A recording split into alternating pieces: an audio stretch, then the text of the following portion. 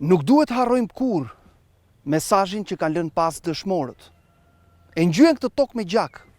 Jo që ne sot të ndahemi e përçahemi me njëri tjetrin, por përkundrazi, që të jemi më pranë njëri tjetrit, që të mbështesim më shumë njëri tjetrin, që të lëmë mërit dhe përçarjet mes nesh, dhe të jemi më të fortë si shqiptarë. Kjo tokë është ngjyrë me gjak, që ne të jemi më të fortë dhe ta ndërtojmë të ardhmen bashkë.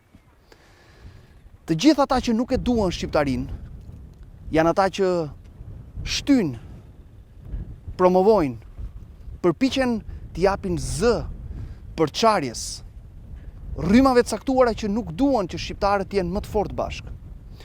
Shtyjini këto rryma, shtyjini këta njerëz, sepse këta nuk kanë asnjë lidhje me mesazhin, me gjakun e dëshmorëve. Gjaku i dëshmorëve është i shenjtë. Kujtimi i tyre është i shenjtë. Nderimi i tyre duhet bërë çdo ditë, ashtu siç mesazhin e tyre duhet ta kalojmë çdo ditë të jetës sonë tek të gjithë pasuesit e kështu me radhë. Nga dëshmorët që dhanë shpirtin e jetën për shqiptari në kohët më të hershme e deri në luftën e fundit.